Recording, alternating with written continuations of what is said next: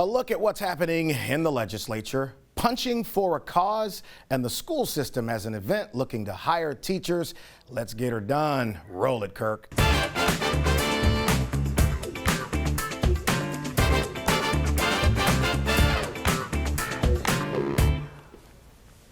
Well, the legislative session is going on right now. A lot of business being taken care of at our Capitol. And my good friend, attorney Franz Borgard, who I met ironically here in the studio of Channel 9 5 or 6 years ago as we were covering the outcome of the decision on the Alton Sterling case by then Police Chief Murphy Paul. Very, very interesting day that was. Long day. A long day. That was a good Friday. We did something in the morning and then we're back here in the evening for all of that. But let's switch to the legislature, man. We got a number of bills I want to talk with you about. First up, one that's gained a lot of attention deals with what we call porch pirates, people who are stealing packages from the front door of people in the state of Louisiana. And the legislation now by Senator Bob Hengins would, instead of having 7 separate incidents of theft, they would combine them, which would increase the amount of penalty against you for the dollar amount of what you stole, which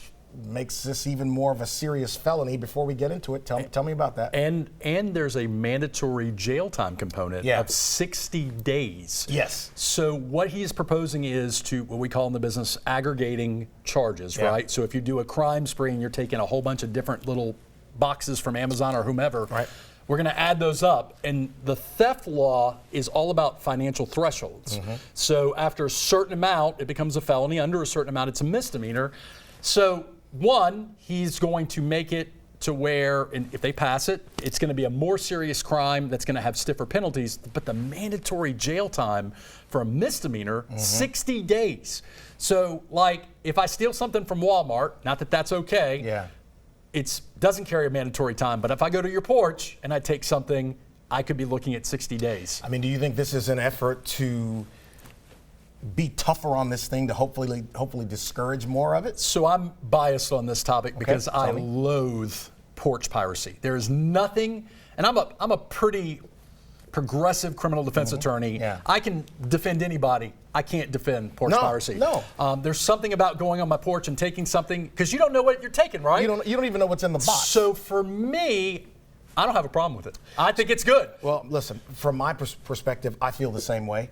I'm not in the business of just making laws to lock people up just to do that. I mean, in some cases, it's overkill.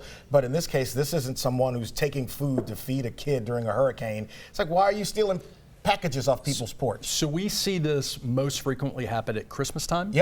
And we're talking about stealing people's Christmas presents.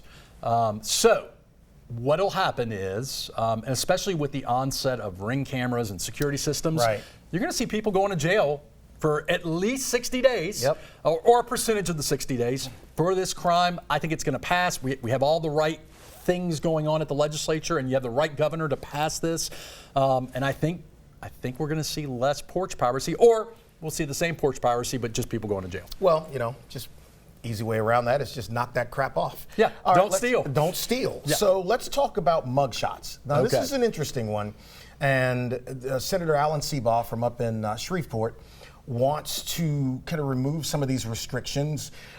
House Representative, now Senator Royce Duplessis, put some of those in. And, I was watching the committee hearing when this initially came up. And it was about people being arrested, their mugshot being presented on the media. They had not yet been charged, and in some cases they were exonerated, and the mugshot is still out there. And I was talking to Joseph earlier about people who kind of have had issues, call media, say, hey, that wasn't me. What do you think about this legislation? So the legislation is oriented towards, hey, we got somebody at large, we want to put the public at notice, we're looking for this person's a suspect. The exigent circumstances, the safety, the public safety piece, I get it, I understand it. The problem is what you've already touched on, is someone who's presumed innocent, their mugshot gets blasted to the media, you can't unring that bell. I've had clients who were factually found to be innocent, charges dismissed, or a jury said, hey, we didn't think you did it. Their mugshot's still in the universe. You can't take it down. And what's worse is there are private businesses that will take the mugshot and hold it hostage to where if you don't pay me this money, we're going to leave it up on there. Now, the legislation seems to still disqualify that. Okay. There's law in place that kind of walks through what you can do to get a private entity to take those mugshots down. Yeah. But I think this is going to pass as well. I don't like it. Yeah. But I understand it. Well, we're going to talk more with Franz about some of the things happening in the legislative session. We'll talk about this records request or information request restriction that's there. And we'll also ask him the impact of the O.J. Simpson trial on your industry. Smoke them if you got them, though. We both enjoy good cigars. We got an event coming up on April 28th at Beausoleil Coastal Cuisine in Bocage, right next to Calvin's. It is the 10th edition of Smoke 'em If You Got 'em, a fundraiser that benefits military veterans and their families. All of the money raised goes to the Special Forces Charitable Trust. They support Green Berets and Special Forces around the country, and specifically they've helped some here in the Baton Rouge area. So that is on April 28th. Smoke 'em If You Got 'em. Franz will be there with a big old check. Back with Franz in just a moment.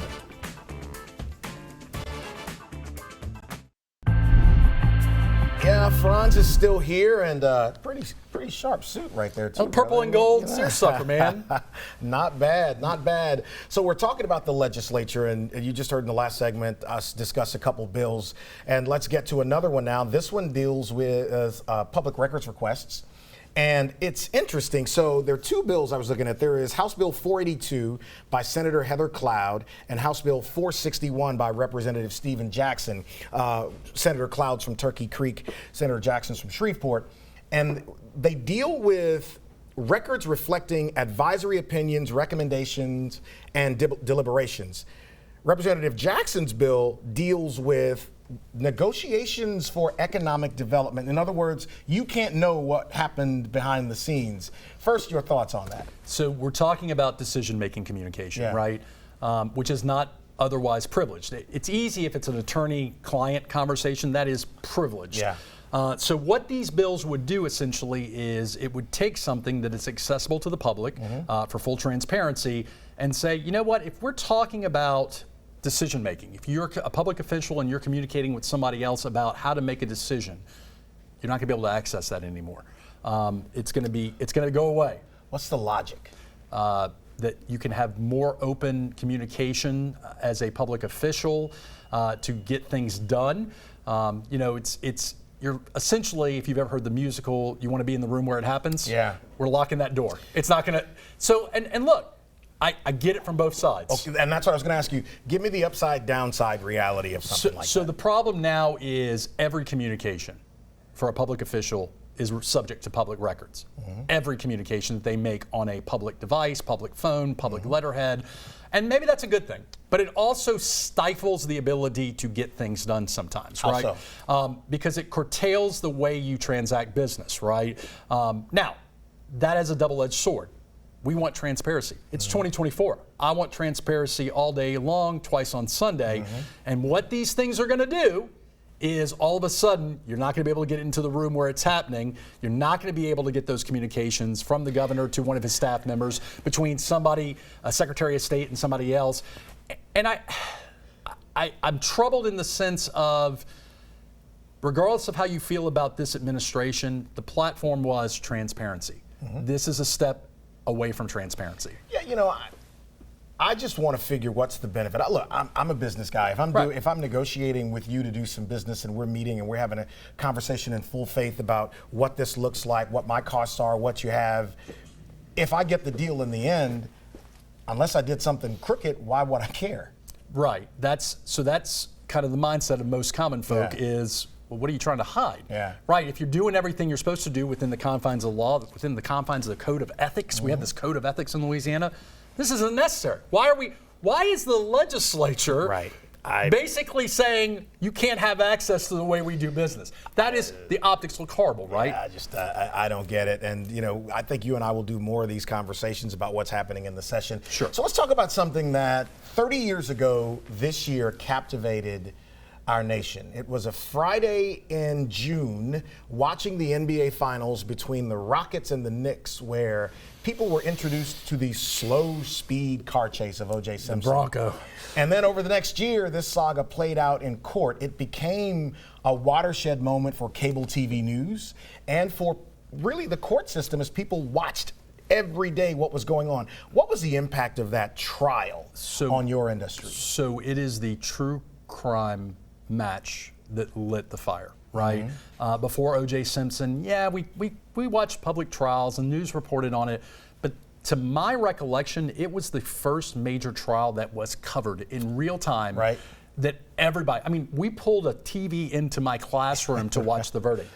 My industry, it created this air of all of a sudden these real life criminal justice issues, cases became almost human drama. Yeah. And human drama to the point now you have a major documentary industry on it. I wouldn't be doing national legal commentary on a weekly basis if it wasn't for cases like OJ. That's right. I think it got people involved in our industry, in the criminal justice system, in a way that previously they hadn't been. Everybody had an opinion on it. Yeah.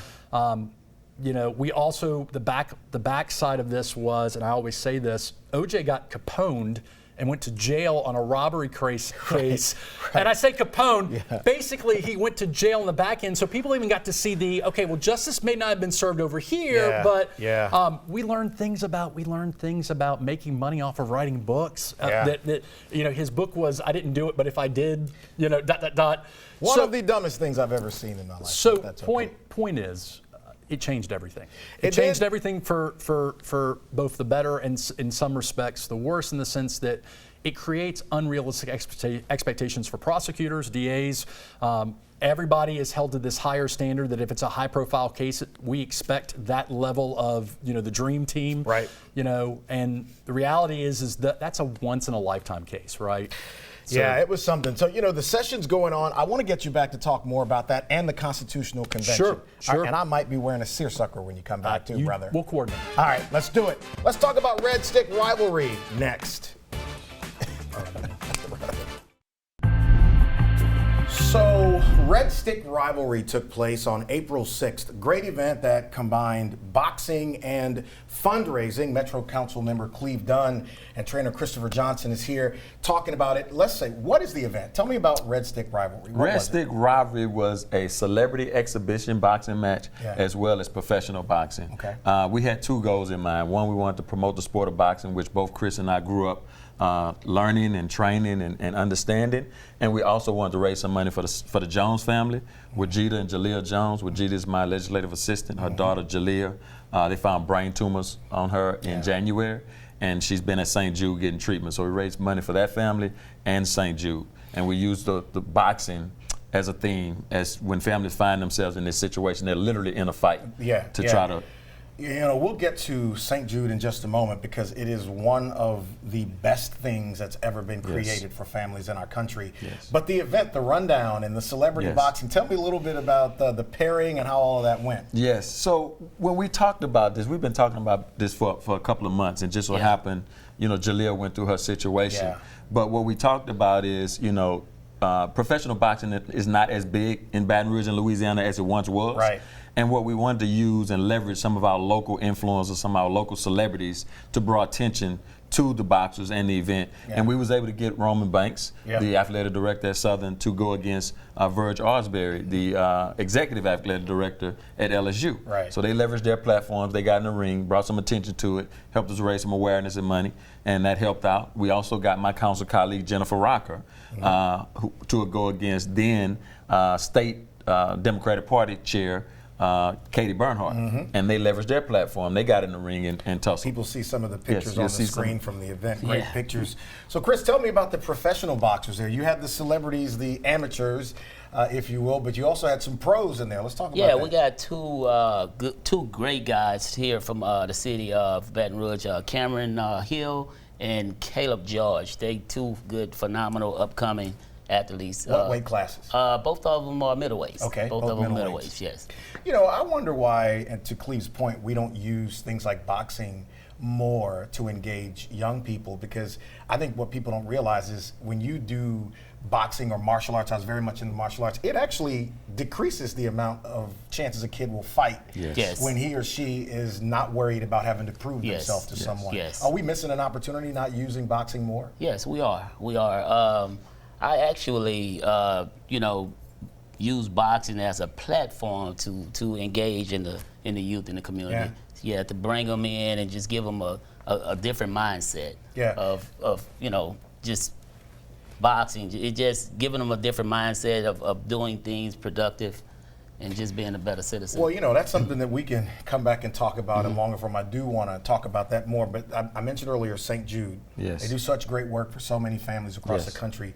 And you guys raised money to give to them. Talk about that connection. Yes, we raise money to give to them. My family know about 4 families who have benefited from the resources of St. Jude. So when this happened, we just felt led to include them in this, contacted them. Typically it takes 60 days for them to approve an event such as this. They liked the idea and they approved it in a week.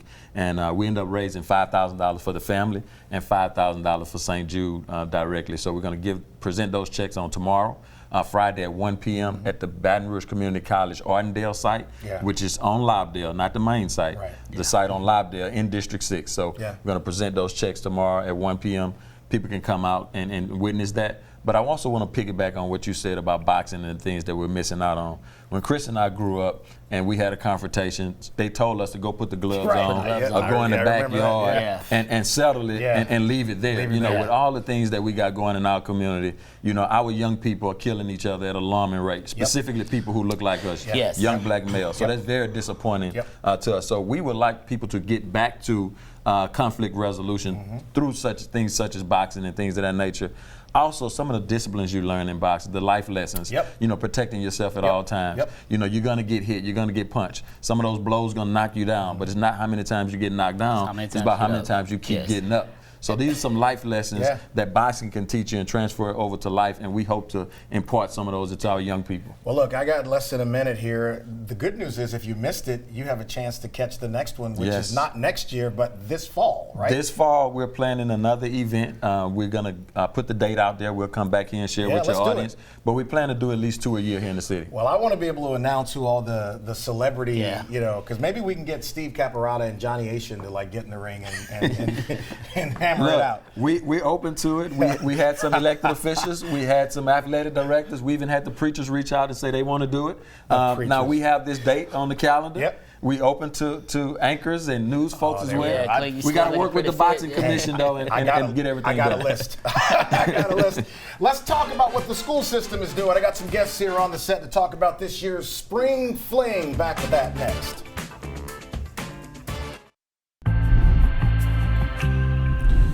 So EBR Schools is doing their annual Spring Fling. It's a hiring event that's taking place next weekend at Jefferson Terrace. And I've got Dr. Nicola Hall and Edward Robert with me. And let's start with you, Dr. Hall, because you've been here all 3 years we've done this now. For people who don't know, what is Spring Fling? Oh, well, look at my outfit.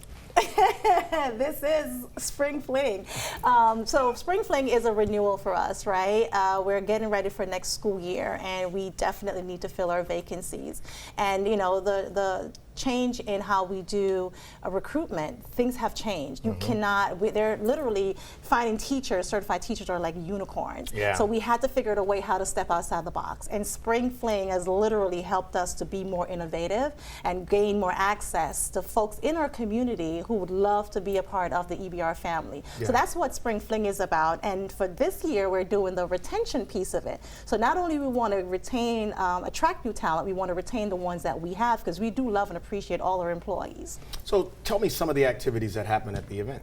Yes, so it's going to be on-spot interviews. We're going to be giving out issuing conditional to hire pending background check, of course. We're going to have, we will have students participate in different bands. We will have the chefs doing smoothies.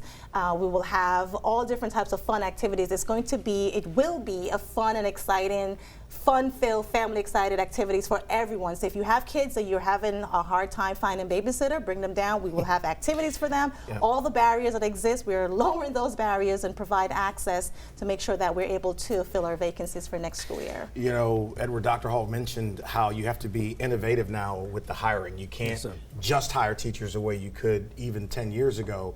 So tell me about the genesis of doing it this way to kind of innovate the way you attract professionals to the school system. Yes, sir. The main thing is letting people know that there are opportunities out there for you.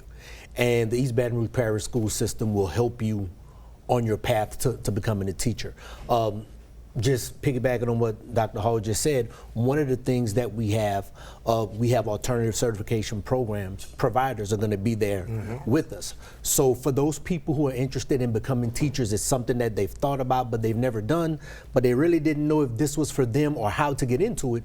We have those providers there to help them get into the programs that will help them on the way to becoming a certified teacher. Look, so much about who we are as a community hinges on the efficacy of the school system, right? When you're talking about public safety, when you're talking about economic development, you're talking about quality of life, the school system can help drive all of those things in a positive direction, but that starts with the pros y'all have in the classroom. Yes. And I know we talk about teacher pay, but we don't often talk about the value of these men and women to our community. What is your thoughts on the teachers you have and why somebody should consider coming to EBR schools? That's a great question, Mr. Young. So I think, I believe, honestly, I believe that EBR is one of the best spaces to work at. We're a family, right? And every family goes through their growing pains. But one of the coolest things about EBR are the benefits that we offer, right? A lot of people don't know the things that we do. Your benefits that we've offered accumulate to about 30%. Right? That we're literally giving back to our folks. The teachers that we have, they're rock stars. It's hard to be a teacher. It's difficult times now, right? Especially you're being now. a counselor, you're being everything to a child, and we cannot pay them enough to do the work that they do. And the only way we know how is to show our appreciation for consistently uplifting the work that they do and appreciation. All right, one more time. Spring Fling is going to be on Saturday, April 27th at Jefferson Terrace here in Baton Rouge. You see it on the screen right there. If you're interested in getting into the system and learning more, go to the event. Music, you said food too? Yes, food too. Food too. I'm not interested in being a teacher, but I might pass by to just see what's going on with that. But thank y'all so much for, how much time, Melissa? 30 seconds. All right, quickly again. Oh, yes, she's telling me in my ear. One more thing. So last week, Dina, who's on the team, we announced she was taking some time off because she was getting ready to have her baby. Well, how about that? Wow. That's little Rayanne, gorgeous right there, the first daughter, and the mom and baby are both healthy, and so great picture. This was on tax day, so they will never forget her birthday. So Dad will have to pay twice on that day. Dina. Y'all have a great weekend, and we'll see you next week right here on The Clay Young Show.